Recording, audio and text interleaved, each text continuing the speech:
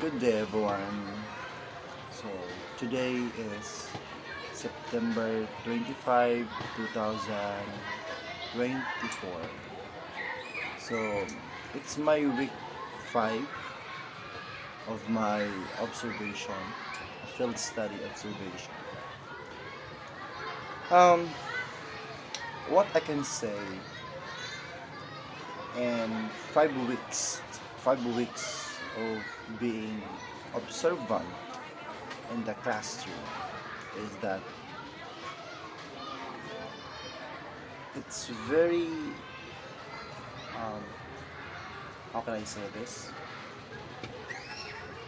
Is it true that it is true that being a teacher you should be a multitask? Because you as a teacher you are not just being a teacher. You are not just being to teach, no? Because you are just a parent of your students. There's a lot of personalities that you will encounter, no? Different backgrounds of every pupils, different attitudes, different behavior. But you as a teacher, you should be um, you should know how to cope those attitudes. You can handle it. You can manage it through their differences. That is why being a teacher, it's not an easy thing. It's not an easy job. No? Is it true that being a teacher profession, it is a noblest profession at all? Is it true? Is that is true for me? So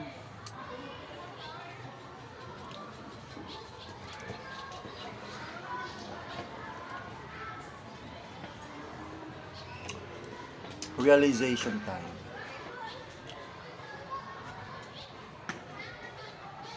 Kapag realization time.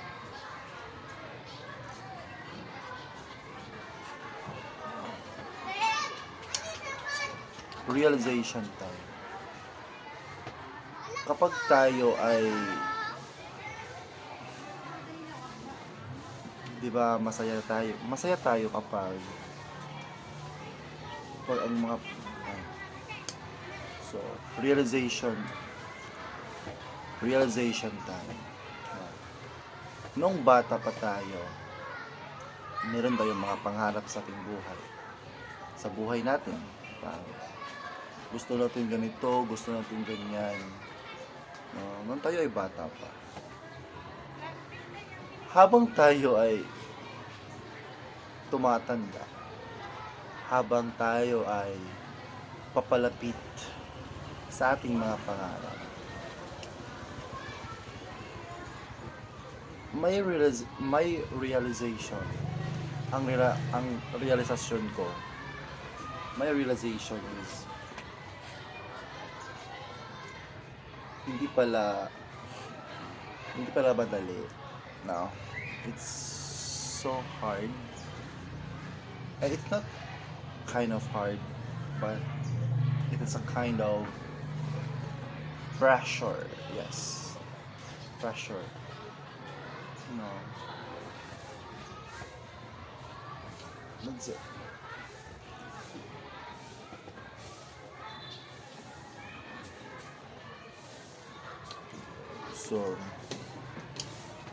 So, today is September 25, 2024. So by the way, I am Chandler Salon. I am 21 years old at this moment because next week, October 16, I will become at 22 years old. So,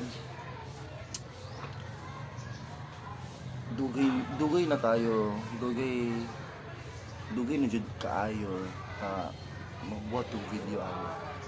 Since senior high pa, no? Senior high pa, gusto ko na ko'y video ano na before ko mo graduate, before ko mo mauman sa akong eskwela, gusto ko mag-create ng video. A video na makarealize sa ako in the future. Gusto ko video na at this moment, 4th year na ako para dayon nag-observe na ako karon. You know what?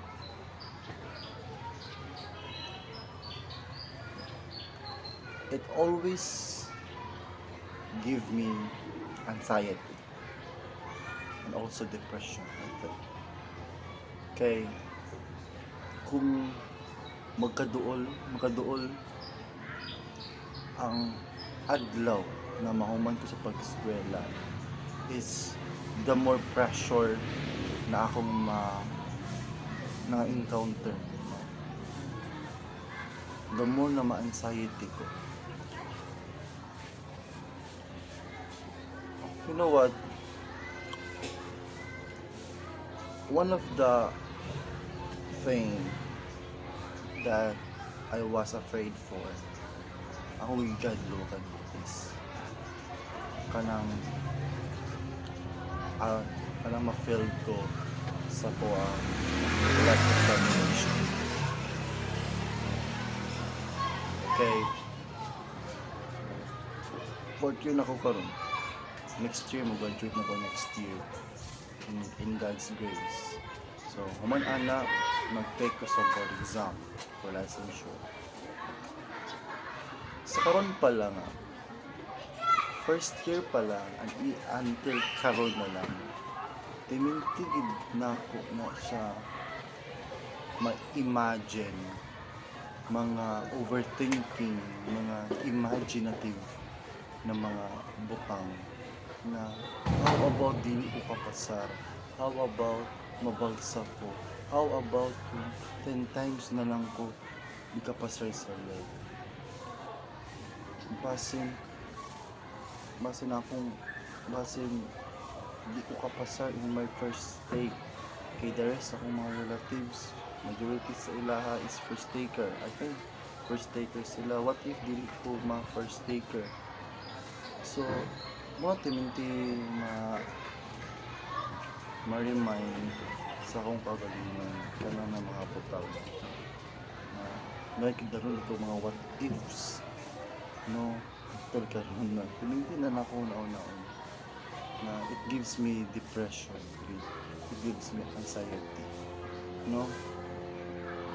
Dayon karon pod is dili kay ko ganahan mo review, di ko ganahan mo basa kay ka-pressure ko, no? Karon na ay may tawag o review every Saturday, no? Para makboard, no? sa PSC. So kabagsak ko sa mga review, and then nakatag siya og additional na anxiety, additional na pressure, no? Kay makita na ko mga scores kay tugmay kaayo, dili siya pang board passer, no? In general education pa lang to, ang lisod na ko pagsabot, paglisod na ko mag-answer, no? Kay karbulo mo kay I know myself, kabalo ko sa akong galing, kabalo ko sa akong weakness. Ang ako mong weakness is I am not good in written examination. Wala, dili kay ko kabalo, dili ko swerte-hon ba ya, dili ko swerte-hon magpili-pili sa multiple choice, no? Dili nay uban manggod na bisa dili ka study, pero swerte-hon kaayo pagpili sa mga choices. Mao nang swerte-hon sila mag gut feeling nila bala mga intuition. Ako pag di ko kabalo, as in dako gyud ang percentage ana na di gid sayo pud ko na wrong gid ko ana no dili gamay ra kong chance gamay ra kay probability na mo makorek ang akong mga gut feeling muna no aga-pressure ko yes aga-pressure ko aga-anxiety ko sa mga result every review panahon na ngayon ko ala basi matinuod ako mga what if no pila na ka mga review na nabagsak ko no what if ang akong mga what ifs ako mga what ifs na di ko kapag basi mag 10 times ako mga what if na 10 times na di ko kapag basi matinuod no makatag sa ko siya og depression good anxiety I swear dayon pa in addition pag na pressure is